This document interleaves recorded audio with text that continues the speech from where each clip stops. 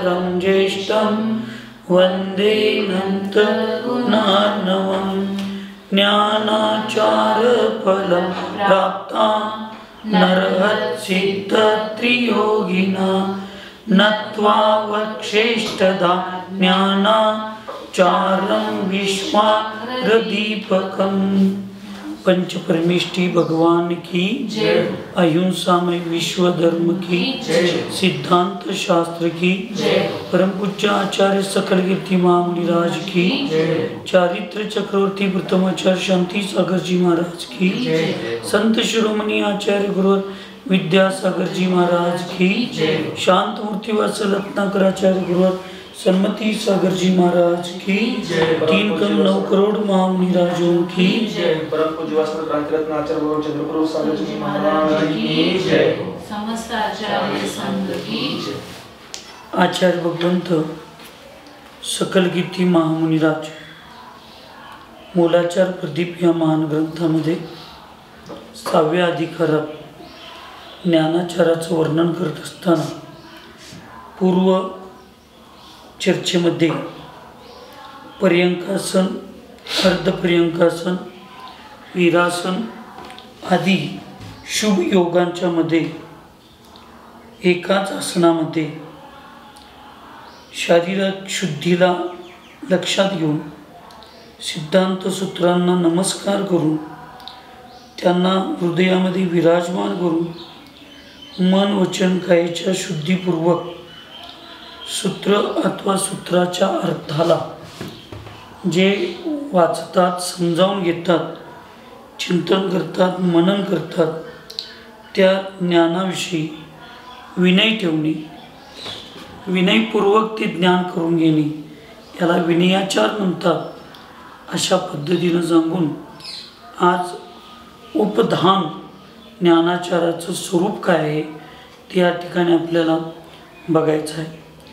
आचाम्ल निर्विकृताध्यै पक्वान्नादिरसोज्जनैः विधाय नियमं ग्रंथ समाप्तन्त्यं श्रुतोत्कुत्सकैः सिद्धान्तं पठ्यते यत्र ग्रहेण स्वार्थ सिद्धये आचार उपदानाख्य सज्ञानस्य स्मृतो महान्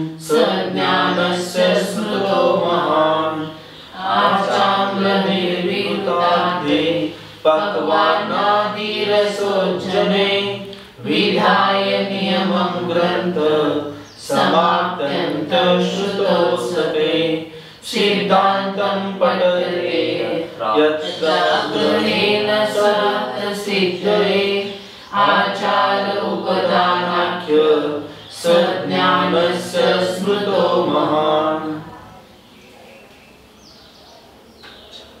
शास्त्र ज्ञान की उत्कट इच्छा रखने वाले मुनि खरोखर जिनवानीबद्दल आदर, विनय, श्रद्धा, आस्था आणि जो माझा मूळ स्वभाव आहे आत्म्याचा, शाश्वत ज्ञान, अनंत ज्ञान, त्या अनंत ज्ञानाची प्राप्ती जी आपल्यामध्ये आहे त्याला प्रकट करण्यासाठी आता शक्तिरूप आहे, तर त्याला प्रकट रूपामध्ये त्याची प्राप्ती व्हावी अशी भावना उत्कट म्हणजे उत्कृष्ट आणि उत्साहपूर्वक अशी इच्छा ठेवणारे जे मुनी महाराज असतात ते मुनी महाराज ग्रंथाची समाप्ति, ग्रंथ की समाप्ति तक केवल भात मिला माड़ खाने का, निर्विकृति, विकार रहित, पौष्टिक रहित आहार ग्रहण करने का व पक्वान्न रस को त्याग करने का जो नियम लेते हैं और ऐसा नियम लेकर अपनी आत्मा का कल्याण करने के लिए आग्रहपूर्वक जो सिद्धांतों का पठन पाठन करते हैं उसको ज्ञान को उपधान नाम का आचार कहते. आणि असे जे मुनी महाराज असतात ते एखादा सिद्धांत ग्रंथ, सूत्रग्रंथ स्वाध्याय करण्यासाठी ज्या वेळेला प्रारंभ करतात त्यावेळेला ते संकल्प करतात की या ग्रंथाचा उपसंहार जोपर्यंत होत नाही तोपर्यंत फक्त भात मिळालेलं म्हणजे भाताची पेज असं साधा अशा पद्धतीचं, म्हणजेच काय तर गरिष्ठ आहाराचा त्याग, अगदी सिंपल सात्विक सहज आहार ग्रहण करणं, पक्वान्न आणि रसाचा त्याग करण्याचा जो नियम घेतात आणि तो नियम कशासाठी घेतात तर आपल्या आत्म्याच्या कल्याण करण्याचे आग्रहपूर्वक म्हणजे इच्छेपूर्वक मनामध्ये असं ठाम, म्हणजे एखाद्या वेळेला मन जरी दमलं, शरीर जरी थकलं तरी नाही तुला हे करायचं आहे, तुला हे करायचं आहे. कसं मुलांना आपण आग्रहपूर्वक, पाहुण्यांना मुलाची इच्छा नसते ते गुट्टी प्यायची, पाहुणं म्हणतात आता पोट भरलं बास, नाही घ्यावं आणि जरा घ्या. तसं मन आता बास म्हणा लागले, शरीर आता थकलंय तरीसुद्धा त्या शरीराच्या आणि त्या मनाची समजूत काढून नाही हेच तुझ्या आत्म्यासाठी योग्य आहे, हे तुला आता घ्यावं लागेल, अजून जरा ग्रहण करावं लागेल.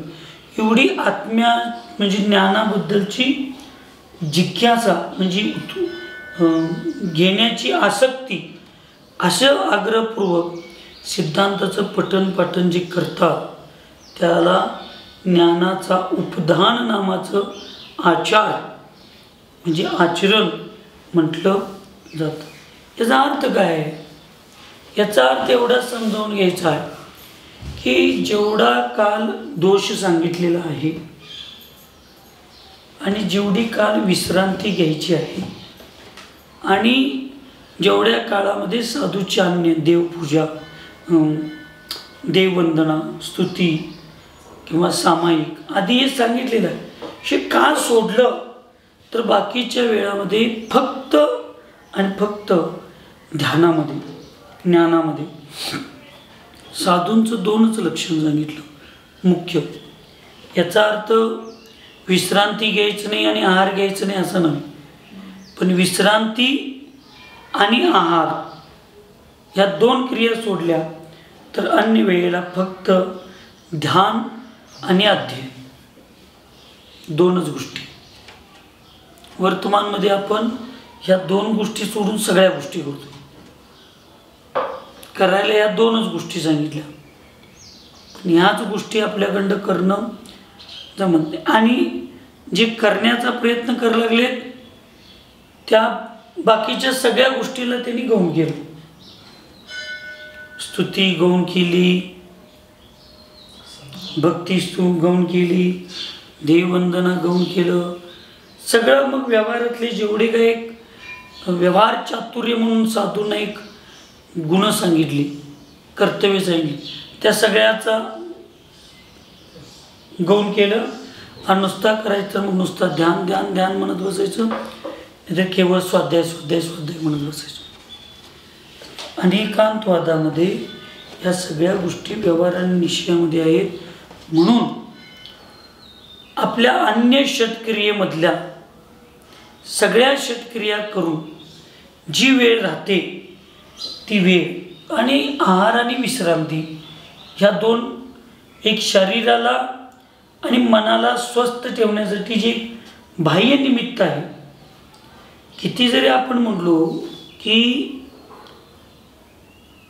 शरीर हेच आत्म्याचं, ज्ञान हेच आत्म्याचं शरीर आहे, परंतु व्यवहारामध्ये आत्म्याला आधारभूत असणारा या पुद्गलमय शरीराचा सुद्धा किमान स्वार्थासाठी रत्नात्रयाच्या साधनेला आधारभूत आणि जिथपर्यंत पोचायचं आहे त्याला एक सहकारी कारणीभूत म्हणून त्याला अपेक्षित आहे तेवढं तरी त्याचं सुरक्षा करण्यासाठी त्याला अन्न द्यावं लागेल. कारण 10 प्राण जे सांगितले ते आहेतच. 5 इंद्रिय प्राण, 3 मन वचन काय बोलू प्राण आणि श्वासोश्वास आणि आयु. पण या सगळ्या प्राणाला सुरक्षित करणारा एक प्राण आहे, तो अन्न. हिंदू लोक अन्न परमब्रह्म म्हणतात. तर ते घ्यायला अपेक्षित आहे तेवढे घ्यायला पाहिजे.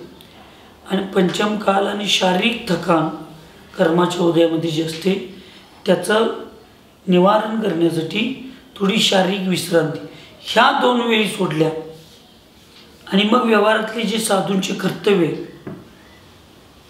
देववंदना, स्तुती, ह्या गोष्टी झाल्या की बाकीचा राहिलेला वेळ, हा सर्व वेळ ध्यान आणि अध्ययन या दोन्हीमध्ये घातलं पाहिजे. तर मग त्याला आणि मग या गोष्टीमध्ये आचार्यांनी अशा पद्धतीने सांगितलं. आता बहुमान नामक ज्ञानाचार का स्वरूप इथं सांगतात. अंगपूर्व श्रुतादीनां सूत्रार्थं च यथा स्थितं तथैव चोच्चरणमान्या योनिशां प्रतिपादयेत् कर्मक्षयाय कुर्यात्न सूरीश्रुतादियोगिनां क्वचित् परिभवं गर्वात् बहुमानं लभेत स. अंगपूर्वश्रुतादीनां सूत्रार्थं च यथा स्थितं तथैव चोच्चरणमान्या योनिशां प्रतिपादयेत् कर्मक्षयाय कुर्यान्नं सूरीश्रुतादियोगिनां क्वचित् परिभवं गर्वात् बहुमानं लभेत स. बहुमान समोरच्या व्यक्तीकडे जे पद आहे त्या पदाचा विनय करणं म्हणजे त्याचा बहुमान करणं. ते कसेही असू देत. आई वडील आहेत तर आई वडिलांचा सन्मान करणं म्हणजे त्यांचा बहुमान आहे. व्यवहारात पती पत्नी आहेत, एकमेकांचा सन्मान करणं म्हणजे त्यांचा बहुमान आहे. जैन धर्मामध्ये व्यक्तिविशेषाला कधीच महत्त्व दिलं नाही. नाम विशेषाला कधीच महत्त्व दिलं नाही. नाम विशेषण हे फक्त व्यवहार चालवण्यासाठी, व्यक्तिविशेषण तर 1% नाही. मग जो आहे तो काय विशेषण आहे? गुण विशेषण. वस्तू व्यवस्थेला मानणारा जैन धर्म. म्हणून असावा आपला अभिमान, स्वाभिमान. पण आपण जे व्यक्तिविशेषाला महत्त्व देऊन जे जगण्याचा प्रयत्न करतो की त्याच्यामुळं जैन धर्मात नुकसान फार व्हायला लागलेलं आहे. त्याच्यामुळं वास्तविक नुकसान व्हायला. जसं आपण काल त्या ठिकाणी बोललो, ऐकलो एक विषय की आम्ही फक्त ह्याच गुरुंना मानतो, हेच आमचे आचार्य आहेत. बाकीचं मन आम्हाला दुसऱ्यांना स्वीकारायची मानसिकता होत नाही, दुसऱ्यांना आचार्य मानायची मानसिकता होत नाही, दुसऱ्यांना गुरु मानायची मानसिकता होत नाही. नाही, शास्त्रच सांगितले बाबा. शास्त्रच काय म्हणतंय की दीक्षा, शिक्षा आदी या सगळ्या गोष्टींच्यासाठी प्रायश्चित्त याच्यासाठी एकच गुरु असला पाहिजे. परंतु आदर, विनय, श्रद्धेसाठी जे सर्व दिगंबर मुनी महाराज आहेत त्या सर्व दिगंबर मुनी महाराजांना आपण त्यांचा आदरपूर्वक स्वीकार केला पाहिजे. तरच ह्या सगळ्या गोष्टी आहेत, अन्यथा त्या गोष्टींना मान्यता नाही. नाहीतर मग तुम्ही नमोकार मंत्र म्हणायची तुमची योग्यताच नाही. नमोकार मंत्रामध्ये सांगितले की सर्व आचार्य परमेष्ठींना माझा नमस्कार. आणि इथं म्हणताय मला एकच आचार्य, मी माझ्या दृष्टिकोनातनं एकच आचार्य तर तेवढ्यांनाच मी मानणार, दुसऱ्यांना मी मानणारच नाही. मुनींना तर गुरुरूपात स्वीकारायला सांगितलं आणि तुम्ही तर म्हणताय गुरुरूपात मला एकच दिसतात, दुसरं कोण आम्हाला गुरुरूप मानायला आमचं मनच तयार होत नाही. मग तुम्ही नमो लोये सवसवनम कसं म्हणणार? मग तुम्ही तिथं म्हणा ना नमो चंद्रप्रभू आचार्यानं नमः, नमो अर्यंताणम नमो म्हणायचा अधिकारच नाही आपल्याला कोणाला. नमो आईर्याणम म्हणायचा अधिकार काय? मी व्यक्तीला एकाच आचार्यांना आणि एकाच मुनींना एकाच व्यवस्थेला मी जर मानत असेल, दुसरी व्यवस्था जर माझ्याकडे नसेलच मान्य, तिथं श्रद्धाच नसेल, आस्थाच नसेल, तर नमो आईर्याणम म्हणायचा आपला अधिकार नाही. नमो चंद्रप्रभा आचार्याणम एवढंच म्हणा तुम्ही. नमो सन्मती सागरम आचार्याणम तेवढंच म्हणा. नमो विद्यासागर आचार्याणम तेवढंच म्हणा. म्हणजे न्यायाच्या ग्रंथामध्ये याला स्ववचन बाधित दोष, मी बोललेलं वचन मलाच बाधा करणार आहे, क्षणा इथं प्रोत्साहन देत. म्हणजे काय? मी बांध स्त्री पुत्र आहे, मी पुत्र पण आहे म्हणाला. आणि कोणापासून जन्मले म्हणतोय? वांज स्त्री. वांज स्त्री कधी पुत्राला जन्म देते ग? हे वचन माझं, मी बोललेलं वचन मलाच बाधा ठरवणारं जसं आहे, तसं त्या ठिकाणी आचार्यांनी सांगितलं की एक तुम्ही नमो आईर्याणम पण म्हणा लागलाय, नमो लोये सवसवनम पण म्हणताय, नमो उवजायणम पण म्हणताय, आणि मला वर्तमानमधलं कुठला उपाध्याय पद आम्हाला मान्य नाही. आम्हाला मला दिलेले दीक्षा दिलेले सोडून दुसरे आचार्य मान्य नाही. त्यांच्या पट्टावर असणारे तेवढे एकटेच आचार्य मला मान्य आहेत. मग आपण या सगळ्या गोष्टींना कसं मानणार? म्हणून एक बहुमान जो असतो त्या पदाचा, तो बहुमान आम्ही ठेवला पाहिजे. आम्ही काय करायला लागलो? व्यक्तिविशेषाला महत्त्व देत बसलो आणि व्यक्ती दोष करत बसलो आहे. पण नाही लक्षात ठेवा, आपण आज किती योग्य अयोग्य काही असू दे, एखाद्या राजाचा, राजा जो असतो राज्याचा, देशाचा प्रधानमंत्री असतो, तो देशाचा प्रधानमंत्री, त्या प्रधानमंत्री खुर्ची आहे तिथं, त्या खुर्चीला महत्त्व दिलंच पाहिजे.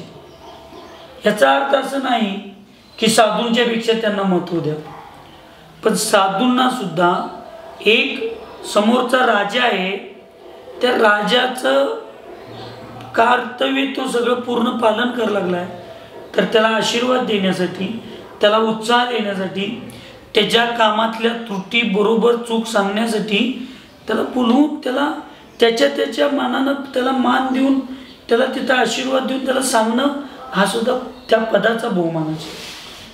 तसं इथं आचार्याने सांगितलं कि अंग पूर्व और अन्य शास्त्रों का सूत्र अर्थ जैसा है उसी प्रकार जो वाणी से उच्चारण करते उसी प्रकार दूसरों के लिए प्रतिपादन करते. नुसता अर्थ सांगणं नव्हे, उच्चारण सुद्धा जसं लिहिलेलं आहे तसंच केलं पाहिजे, तसंच केलं पाहिजे. त्या उच्चारणाचा सुद्धा अर्थ, उच्चारण सुद्धा तसं असलं पाहिजे. पहिली मात्रा, दुसरी मात्रा, पहिली विलांटी, दुसरी विलांटी, डबल मात्रा, स्वल्पविराम, विसर्ग, यात जसं आहे तसं वाचण्याचा प्रयत्न म्हणजे साधूंनी केलंच पाहिजे. आम्ही किती दिवस म्हणतोय आम्ही कमी शाळा शिकलो, आम्हाला ते येत नाही, आम्ही कमी शाळा शिकलो, आम्हाला येत नाही म्हणून बाकीच्या गोष्टीचा विकल्प सोडलो का? समाजानं मला असं दिलं पाहिजे, मला समाजानं तसं मान केलं पाहिजे, समाजानं मला असा आहार दिला पाहिजे, संघातल्या दिदीने मला असा आहार दिला पाहिजे, ब्रह्मचारीने असा आहार दिला पाहिजे. आम्हाला त्याने आहारच व्यवस्थित करत नाही, समाज मला मानच देत नाही, मला खुर्चीच देत नाही, मला टेबलच देत नाही, मला झोपायची सोय. ह्या गोष्टीचा विचार करताना आम्ही म्हणलो का मी कमी शाळा शिकलो आहे, मला वाचायला येत नाही, मला लिहायला येत नाही, निदान समाज एवढं तरी माझ्यासारख्या अडाणी साधूला व्यवस्था करायला लागलाय, त्याच्यात आपण समाधानी मानतोय का?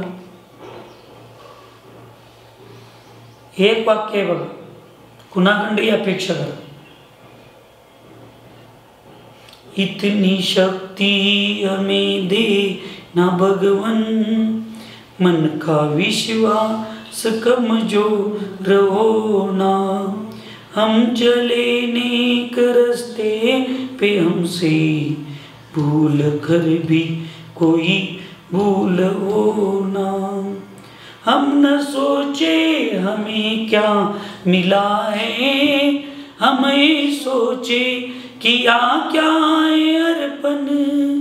फूल खुशियों के बाटे सभी को, सबका जीवन ही बन जा ये मधुबन. अपनी करुणा का जल तू बहा करी, कर दे पावन हरिक मन का कोना.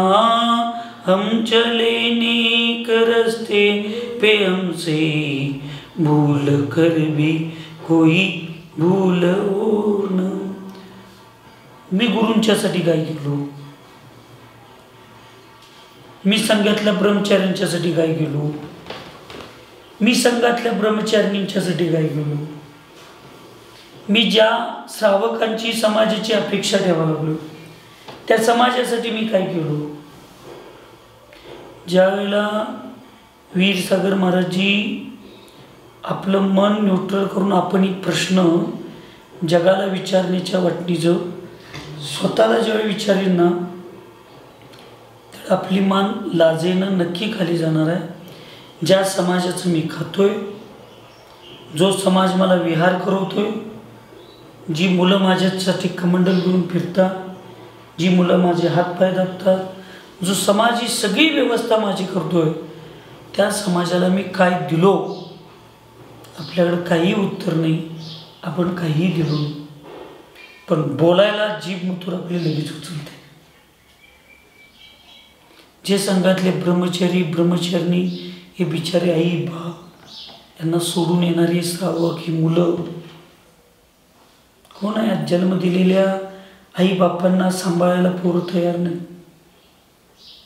पण आजी पोरं घरदार सोडून येतात आणि आम्ही त्या मुलांच्या बरोबर कसं पाहिजे तसं व्यवहार ठेवतो. जणू काय आम्हीच त्यांच्यावरले उपकार करायला लागलो. म्हणून अजून आपल्या मनाला विचारलं पाहिजे आम्ही काय व्यवहार करायला लागलो त्यांच्याशी. जीभ उचलल्याने बोलायचं फार सोपं आहे.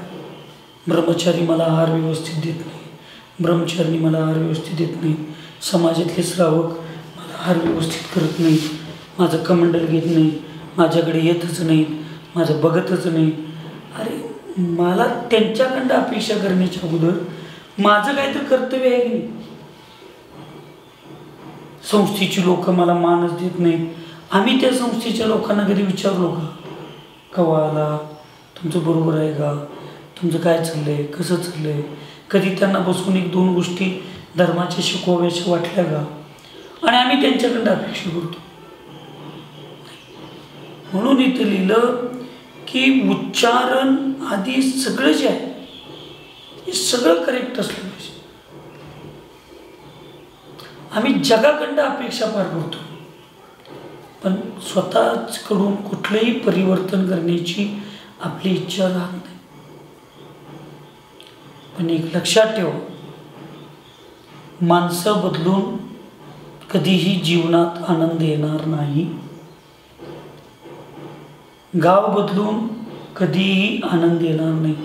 जो आनंद येणार आहे तो स्वतःच्या विचारांना बदलल्यानंतरच आनंद येणार. तुझ आहे तुझ पाशी परी तू जागा चुकला अशी हा नियम आहे.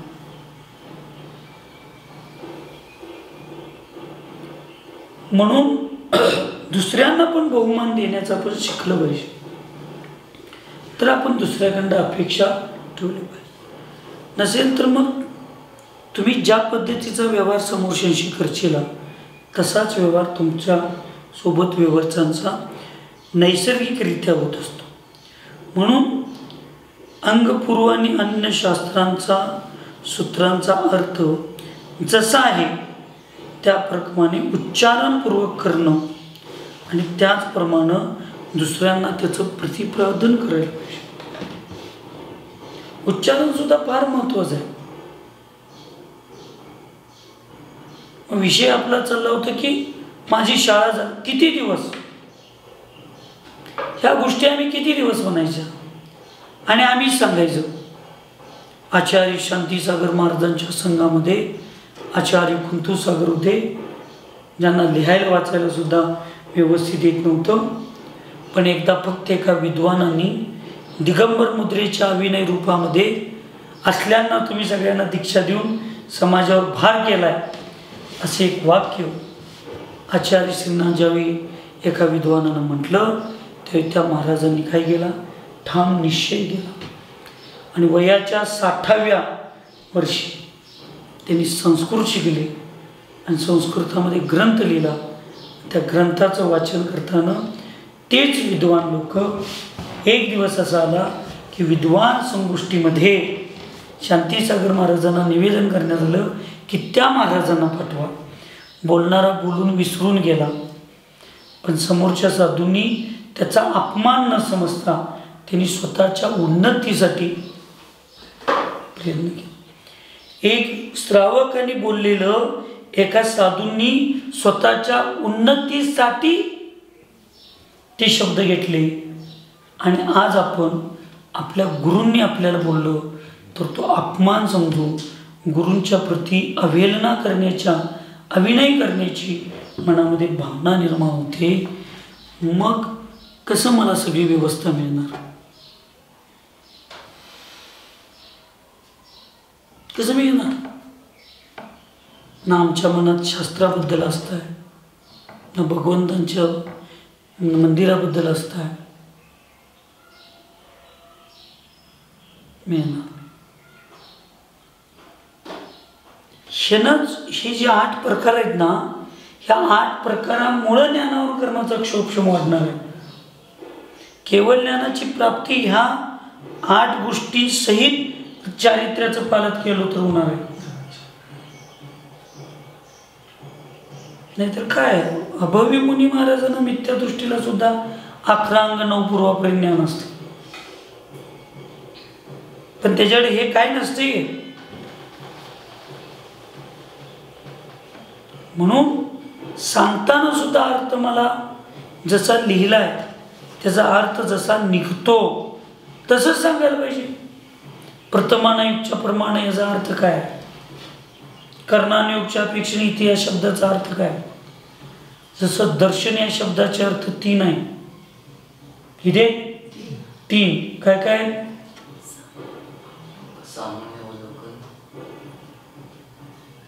श्रद्धा आणि बघणे, अवलोकन, सामान्य प्रतिभास आणि श्रद्धा. मग दर्शनचा अर्थ आहे दर्शनम देव देवस्य, इथं भगवंतांची श्रद्धाचा अर्थ लावून चालणार आहे. दर्शनावरून कर्माचा सामान्य प्रतिभास लावून चालणार आहे. दर्शनम देव देवस्य, आता इथं डोळ्याचं अवलोकन, देवादिदेवांचं ज्यावेळी दर्शन घेतलं जातं इथं मग बघणे पाहणे हा अर्थ घेतला पाहिजे. सम्यक दर्शन ज्ञान चारित्र्य आणि मोक्षमार्ग, तिथं बघणे हा अर्थ घेऊन चालणार आहे. तिथं श्रद्धानच घेतलं पाहिजे. वस्तूचा सामान्य प्रतिभास होण्यासाठी जे कर्म अडथळा करतं त्याला दर्शनावरून कर्म म्हणतात. तिथं श्रद्धा घेऊन चालणार आहे. आम्हाला एकच माहिती आहे, दर्शन म्हणजे बघणे. दर्शन म्हणजे फक्त श्रद्धा, बाकीचे अर्थच माहीत नाही. तिथं प्रतिपादन करताना अर्थाचा अनर्थ आम्ही सांगू शकतो, चुकीच्या पद्धतीचं मार्गदर्शन करू शकतो. म्हणून उच्चारण करताना जसं आहे तसंच उच्चारण केलं पाहिजे. मग आम्ही तुम्हाला चुका सांगायला लागलो, तुम्हाला चूक सांगणे, आम्ही फार कोणतेही गुरु मी फार हुशार आहे, शिष्य माझा अडाणी आहे, हे जगाला दाखवायची इच्छा नसते. पण शिष्याचं नुकसान होऊ दे, त्याला कुठल्या कर्माचं बंद होणे, 4 लोकांच्यात आमच्या माघारी त्याला कुठली एक जबाबदारी दिली तर त्याचा अपमान होणे, यासाठी ज्या तेही चुका सांगत असतात. पण आम्ही चुका सुधारायला तयार नाही, चुका स्वीकारायला तयार नाही. 4 लोकांच्यात आमचं महाराज आमचा अपमान करतात. वाटून घ्या, त्याच्यात नुकसान गुरूंचं काही होणार नाही, त्याच्यात नुकसान आई वडिलांचं काही होणार नाही, त्याच्यात नुकसान वडीलधाऱ्या लोकांचं काही होणार नाही. जे नुकसान होणार आहे, ज्यांना चुकीचं समजून घेतलेलं आहे त्याचंच नुकसान होणार आहे. म्हणून उच्चारणसुद्धा व्यवस्थित पाहिजे आणि अर्थसुद्धा तत्संबंधी असलं पाहिजे. तिथं जो विषय सांगितलेला आहे, काय कसलं कुंद भगवान आहे की इथं तर राष्ट्रपौडमध्ये असं करायचं नाही, तसं करायचं नाही, हे करायचं ते करायचं, सगळे व्यवहार शिकवत बसले. आणि त्यांचंच ऐकून आम्ही हे सगळं केलो आणि पुढे येऊन सांगायला लागल्यात समयसारमध्ये आत्म्याचा याच्याशी काहीही संबंध नाही. असलं कसलं दुटप्पी बोलणारे कुंद भगवान. मग माझी श्रद्धा कशावर आहे? एक तर त्या व्यवहार चरित्र्यावर आहे, नाहीतर एखाद्या व्यक्तीची त्या निश्चयावर आहे.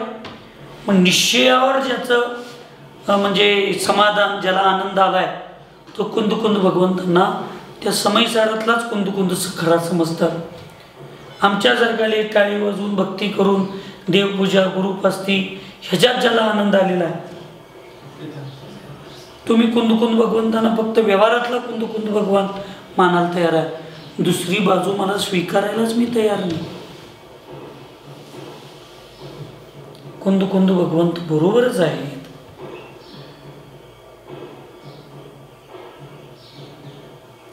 पतीच्या समोर गेल्यानंतर, पत्नी समोर आल्यानंतर पत्नीनं चुकली, पड पाय माझं पड, पती म्हणला पाहिजे.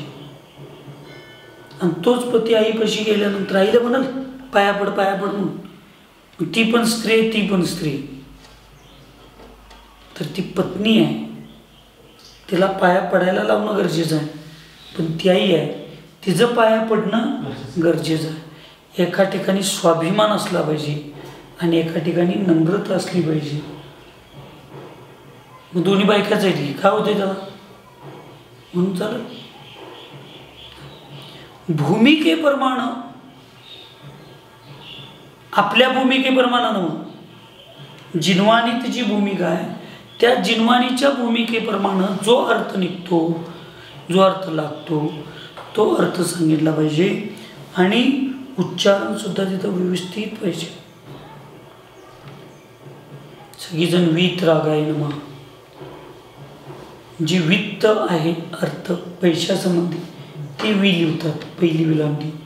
पण शास्त्रात वीत रागाय नमः दुसरी विलांटी. सन्मती सागराय नमः, तीवर जोर असतोय, ती मोठी पाहिजे. बहुतांश ठिकाणी लहान ती लिहितात.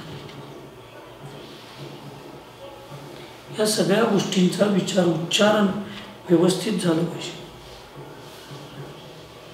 जिने भक्ती जिने दिली, तिथं डबल विलांटी. काही ठिकाणी जिने आहे, काही ठिकाणी जिनाई. काय लिहिलंय तिथं ते बघितलं पाहिजे. पुढं विसर्ग आहे, त्याचं उच्चारण झालं पाहिजे. तर या ठिकाणी बहुमान, त्या ग्रंथाबद्दल आदर आहे, त्या जिनवाणीबद्दल आदर आहे. तुम्ही ते वाचण्यासाठी उत्साही आहे. या बसा या बसा. काय दोन्ही शब्दात अर्थ फरक आहे. काय फरक आहे याच्यात? एक काना मात्रा स्वल्पविराम पूर्ण, काय फरक आहे? पण एकात विनय आहे तथा विनय आहे. जबरदस्ती आहे, एकात श्रद्धा आहे. म्हणून आम्ही सांगतो शुद्धी सांगताना यावे, आहार घ्यावे असं निवेदन करायचं असते. या महाराज, घ्या महाराज. त्याचा तुमच्याबद्दल अनादर आहे. मन शुद्धी, वचन शुद्धी, काया शुद्धी, आहार पाणी शुद्ध आहे. न विधी भक्तीपूर्वक आहार केलेला आहे. आहार ग्रहण करण्यासाठी आमच्या घरी, आमच्या चौक्यामध्ये यावे महाराजी. या महाराज अविनय, घ्यावे महाराजी विनय, घ्या महाराज अविनय. म्हणून तिथं काय आपला कसला अर्थ आहे, काय त्याचं सगळं समजावून घेतलं पाहिजे. यह सब पठन पाठन केवल कर्मों के क्षय के लिए करते. हे पठन पाठन कशासाठी आहे? कर्मांच्या क्षयासाठी. तर हे सगळं माझ्या स्वतःच्या प्रसिद्धीसाठी असेल तर, लौकिकतेसाठी असेल तर, प्रवचन करताना लोक मला चांगली म्हणावी म्हणून प्रवचन मी करत असेल तर मग काय उपयोग? लोकांच्या चांगल्यासाठी स्वाध्याय नाही, लोकांच्या स्वाध्यायासाठी नाही, हे माझ्या स्वतःच्या उत्थानासाठी, फॉलोअर्स वाढण्यासाठी स्वाध्यायाचा प्रचार प्रसार सोशल मीडियाच्या माध्यमातून होत असेल तर उपयोग काय? आमचा संघात चाललेला स्वाध्याय 4 लोकांना घरात बसून कळावा आणि त्याच्यातून त्यांनी काहीतरी अनुकरण करावं. ह्या माध्यमातून तुम्ही हे करत असाल, तुम्ही करत असाल तर जिनधर्म प्रभावने, मीच म्हणत असेल तर त्याच्यामध्ये माझे भाव बिघडले. म्हणून ह्या सगळ्या गोष्टी, कुठलीही गोष्ट देवदर्शनापासून प्रत्येक गोष्ट जी आहे ती कशासाठी आहे, कुणासाठी आहे? स्वतःच्या कर्माच्या क्षयासाठी. आणि स्वतःचं कर्म ज्यावेळी क्षय करण्याची भावना असते त्यावेळी मग समोरच्यांची कोण अपेक्षाच नसते आपल्याला. काय नसते? समोरच्यांच्याकडं कुठलीही अपेक्षा नसते आणि ठेवायची पण नसते. सामाजिक भूमिकेमध्ये तुम्ही दुसऱ्यांच्याकडून अपेक्षा ठेवा की सौरभने असं काम केलं पाहिजे, सौरभनं समाजात हे चांगलं काम असं केलं पाहिजे. तुम्हाला नॅपकिन का दिलं नाहीस, ती नॅपकिन का धुतला नाहीस? सौरभ आपला गडी नाही. दीदी संघातल्या ब्रह्मचर्नी आपल्या नोकर नाहीत. स्वतःसाठी त्यांच्या बाबतीत कधी आपण फार विकल्प करून घ्यायचा. आणि तुमचं पुण्य असेल ना, सगळ्या गोष्टी होतात. पुण्य नसेल तर काही गोष्टी होत नाही. आमचा नियम काय आहे? चौक्यामध्ये जे सांगतील किंवा जे मला ऐकायला मिळेल आणि जी चौक्याची मालकी नाही तिच्या तोंडातनं जेवढे शब्द येते तेवढंच मी ऐकायचं. काही वेळेला श्रावक सांगत नाही, ज्यांची भूमिका ऐकून समजावून सांगायची ते ऐकत नाही, ते दुसऱ्या कामातली नसतात. परत म्हणतात नाही सांगितलं होती, काही वेळेला त्यांनी सांगितले पण असतील. माझ्याच कर्माच्या उदयात मला ऐकायलाच आलं नसेल तर काय करायचं? त्याच्यात समोरच्यांचा काय दोष? आणि मी ऐकलो नाही आणि म्हणून समोरचे म्हणतात आम्ही सांगितलं घ्या, म्हणून आपण तिथं ती फॉर्मॅलिटी करून ती घ्यायचं, ते पण चुकीचं आहे. हे सगळं आपापल्या कर्माच्या उदयामध्ये, सगळ्या आपापल्या कर्माच्या उदयामध्ये ह्या सगळ्या गोष्टी होत असतात. ह्या सगळ्या गोष्टी आपापल्या कर्माच्या उदयात होत असतात. समोरच्यांची बुद्धी चालायला पण कर्म पाहिजे, पुण्य पाहिजे तुमचं. आदिनाथ भगवंतांनी 6 महिने मुनी अवस्थेत फिरलं. हे सगळं आम्ही वाचतोय, सगळं प्रवचनात आम्ही लई मोठ्या मोठ्या बात्या मारतोय. आणि ज्यावेळी स्वतःवर येत आहे, दीदी आहारच चांगल्या करत नाहीत, ते सौरभच तसं केला, ते खायलाच मिळालं नाही, ते असेच वागतात. तर मग ह्या वेळेला लोकांना सांगताना ज्ञान जागवते. मग आत्ता तुला स्वतःला समजावून सांगताना ते ज्ञान कुठे गेलं, कुठे जाते ती ज्ञान? तर या गोष्टी आपल्याला लक्षात. म्हणून हे जे सगळं चालू आहे ते सगळं स्वतःच्या फक्त कर्माच्या श्रेयासाठी आहे. हे सगळं माझ्यासाठी आहे. आम्ही कधीही म्हणलं नाही की ती अकॅडमी समाजासाठी आहे. आम्ही एवढंच म्हणतो, त्याचा उपयोग समाजासाठी जरी नक्की असला तरी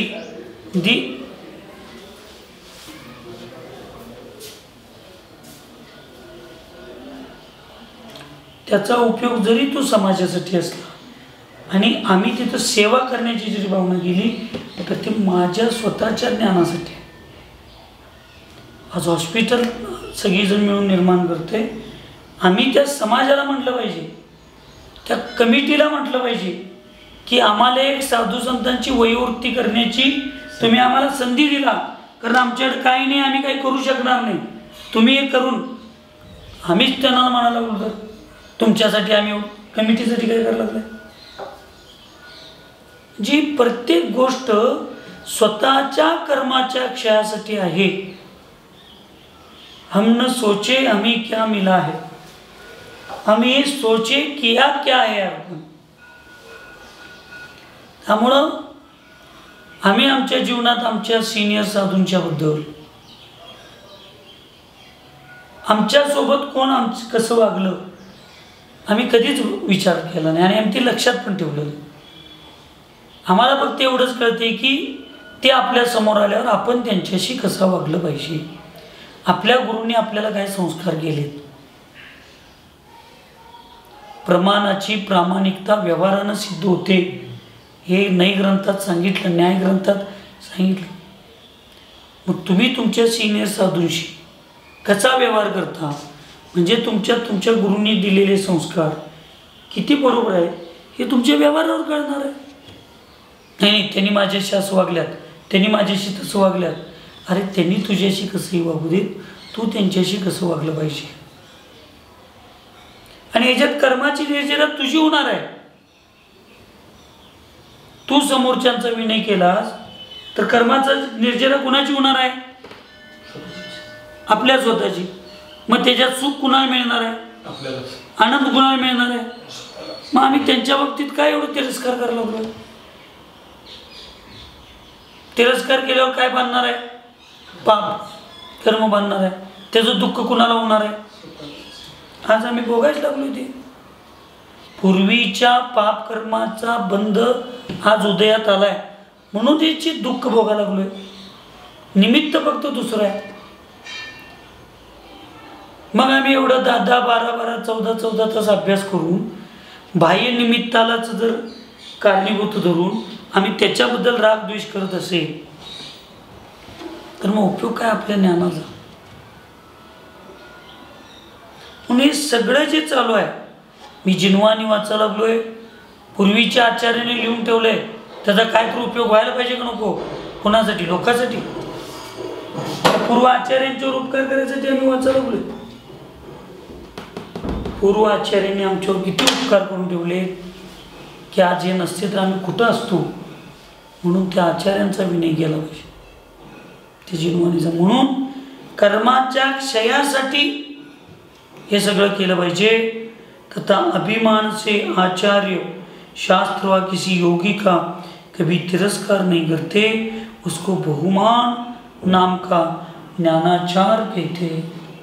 आणि मग या ठिकाणी आचार्यांनी सांगितलं की तिरस्कारासाठी, एखाद्या ग्रंथाचा तिरस्कार करण्यासाठी, शास्त्राचा तिरस्कार करण्यासाठी, कुठल्या योगीचा तिरस्कार करण्यासाठी ग्रंथ वाचायचा नसतो, तर उलट त्याच्यामुळे पापाचा बंध होतो. एक विद्वानांची भूमिका एवढी चुकीची चालू आहे आज स्पर्धात्मक या जीवनामध्ये. काही जयपूर विचाराचे ग्रंथ असतात, शास्त्र असतात, तर त्याच्यामध्ये साधूंच्या बद्दल, वर्तमानामध्ये साधूंच्या बद्दलची भूमिका काही संभ्रम संदिग्ध अवस्थे लिहिलेली असते. तेवढ्या 1-2 ओळीला घ्यायचं आणि डायरेक्ट आज विद्वान साधू लोक सांगायला लागले ते शास्त्र जाळून टाका, ते शास्त्र फाडून टाका, ते ठेवू नका, ते वाचू नका म्हणण्यापर्यंत ठीक आहे, पण त्याच्या अविनयाच्या भूमिका जे सांगायला लागलेत. आणि मग त्याच्यात नमोकार महामंत्र लिहिलेला आहे.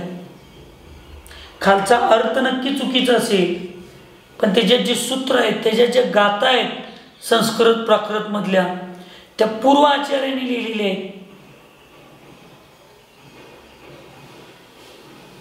मंदिरात ठेवू नका इथपर्यंत ठीक आहे, मंदिरातनं फेकून द्या, काढून टाका, हे जे शब्द प्रकार आहेत, हे जे भावना आहेत, आणि त्याच्यामुळंच अशा उच्चारण करणाऱ्या, अशा अभिनय करणाऱ्या अनेक विद्वानांचं, पंडितांचा शेवटला मरण कसं झालं आम्ही आमच्या डोळ्यानं बघितलं, ऐकलोय.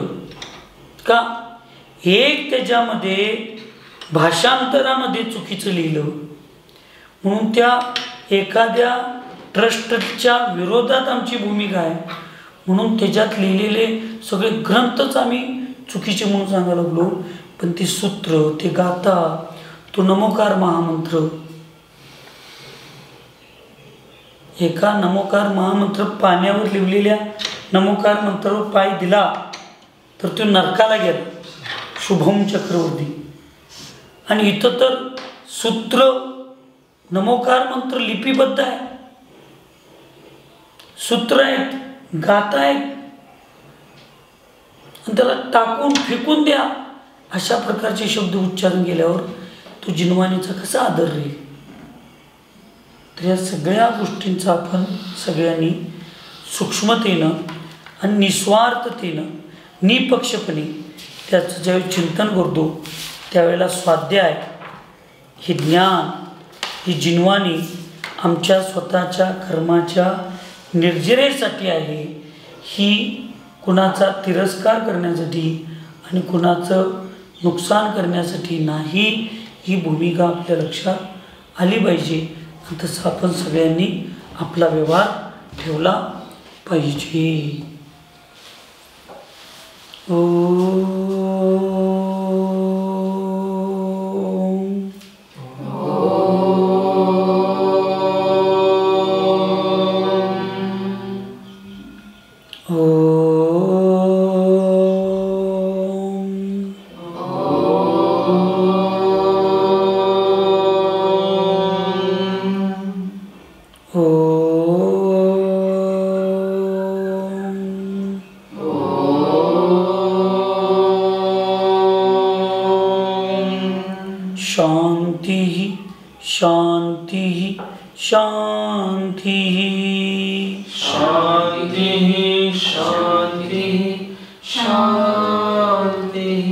सुखी रहे सब जीव जगत में, कोई कभी न घबरावे, वैर पाप अभिमान छोड़ जग, नित्य नई मंगल गावे. ओम नमः सबको क्षमा, सबसे क्षमा.